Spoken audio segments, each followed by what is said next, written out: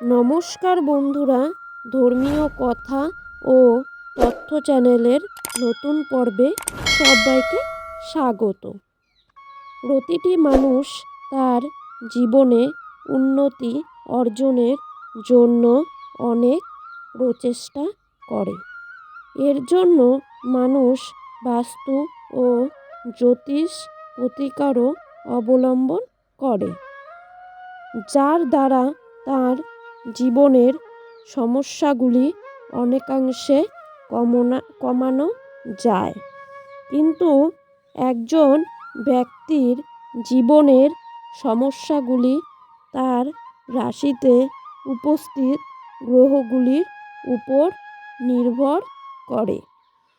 রাশিতে নিজের ছকে যদি কোনো উচ্চ গ্রহ স্থাপন হয়, তাহলে মানুষ যতই পরিশ্রম করুক না কেন, তার পরিশ্রমের ফল সে পাবে না।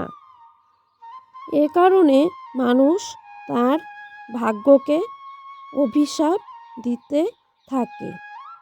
আপনিও যদি এমন মানুষদের মধ্যে থেকে থাকেন, তাহলে দুর্ভাগ্যকে সৌভাগ্যে রূপান্তরিত করার জন্য এই সহজ উপায়গুলি করুন। দুর্ভাগ্যকে সৌভাগ্যে পরিণত করতে হলে সকালে স্নানের সময় 1 চিমটি হলুদ মিশিয়ে নিন। এই প্রতিকার আপনার কুণ্ডলিতে উপস্থিত বৃহস্পতি গ্রহ শক্তিশালী হন এবং আপনি ভগবান বিষ্ণুর আশীর্বাদ লাভ করবেন। শীঘ্রই সৌভাগ্য ফিরে আসবে। বিশ্বাস অনুসারে হনুমানজিকে কলিযুগের ভগবান বলা হয়। তিনি তার ভক্তদের প্রতিটি সমস্যা থেকে রক্ষা করেন। তাই বাড়িতে পঞ্চমুখী হনুমানজির ছবি বা মূর্তি রেখে নিয়মিত পূজা করা উচিত। মঙ্গলবার পঞ্চমুখী হনুমানজির সামনে প্রদীপ জ্বালালে ঘরে ধন সম্পদ বৃদ্ধি পায়, সমস্ত সমস্যা থেকে মুক্তি পাওয়া যায় এবং শত্রুদের হাত থেকে রক্ষা পাওয়া যায়। যদি আপনার বাড়িতে নেতিবাচক শক্তি বসতি স্থাপন করে, তাহলে নিয়মিত পুজো করার সময় শঙ্খ এবং ঘণ্টা বাজালে বাড়িতে ইতিবাচক শক্তির সঞ্চালন বাড়ে এবং নেতিবাচকতা দূর করে।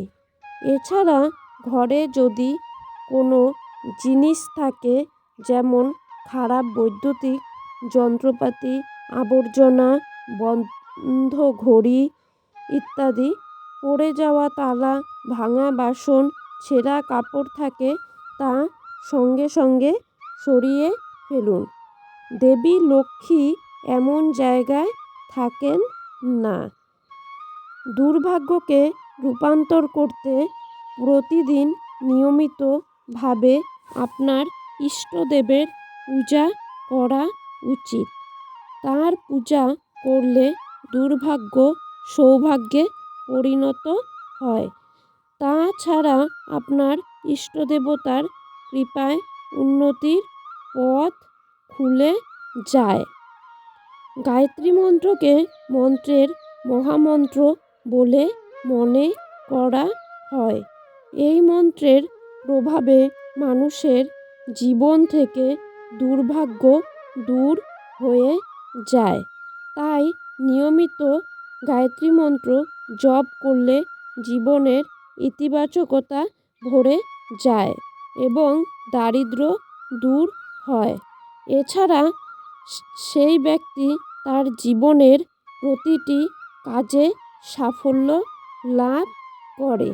তাই আমাদের গায়ত্রী মন্ত্র জপ করা উচিত।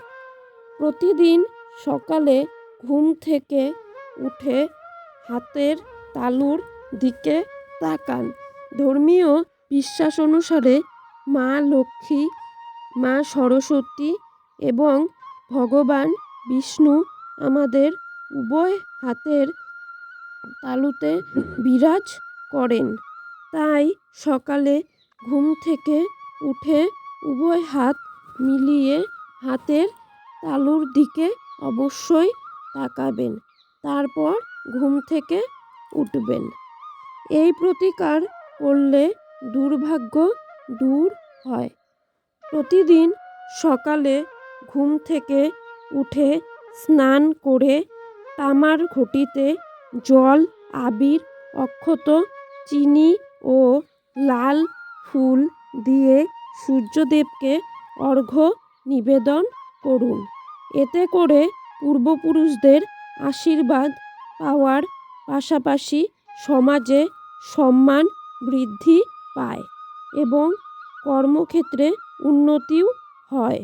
তাই এই কাজটি করুন। বাড়ির প্রধান প্রবেশদ্বারের দুই পাশে জানালা থাকলে তা ত্রুটিপূর্ণ বলে বিবেচিত হয়।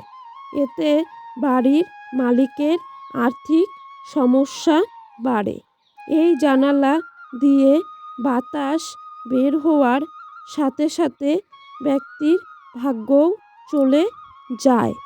এই সমস্যা সমাধানের জন্য জানালায় গোলাকার পাতার যে কোনো গাছের টব রাখুন।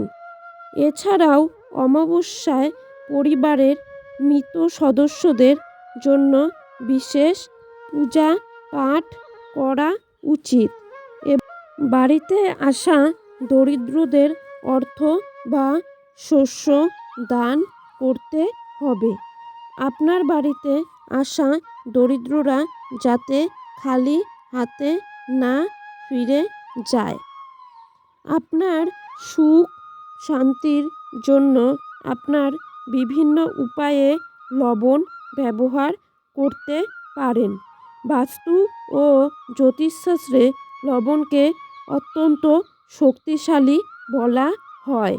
আপনি যদি মনে করেন যে আপনার বাড়িতে নেতিবাচক শক্তি বাস করছে, তাহলে বাড়ির মূল দরজার দোরগোড়ায় লবণ দিয়ে রেখা তৈরি করুন। তা সম্ভব না হলে লবণ ও জল মিশিয়ে বাড়ির প্রধান প্রবেশপথে রাখতে পারেন। এতে করে ঘরে অশুভ শক্তি প্রবেশ করে না। যদি আপনি মনে করেন যে আপনি ক্রমাগত কোনো চ্যালেঞ্জের সম্মুখীন হচ্ছেন, তাহলে আপনার নিয়মিত জলে 1 চিমটি লবণ মিশিয়ে খান এবং স্নান করা উচিত। এতে করে নেতিবাচক শক্তি আপনার চারপাশে ছড়িয়ে পড়বে না। বাস্তু এবং জ্যোতিষশাস্ত্রে ঘোড়ার নালের অনেক প্রতিকারের কথা বলা হয়েছে। আপনি শনির প্রকোপ কমাতে শনিবার কালো ঘোড়ায় নালের আংটি পরতে পারেন। এতে করে আপনার জীবনের আসা চ্যালেঞ্জগুলো অনেকটাই কমে যাবে। তাহলে বন্ধুরা, এই ছিল আজকের পর্ব। আশা করি আমার বন্ধুদের পর্বটি ভালো লেগেছে। যদি ভালো লেগে থাকে তাহলে অবশ্যই লাইক, কমেন্ট, শেয়ার করে দিবেন। আমার ছোট্ট চ্যানেলটিকে সাবস্ক্রাইব করে দিবেন।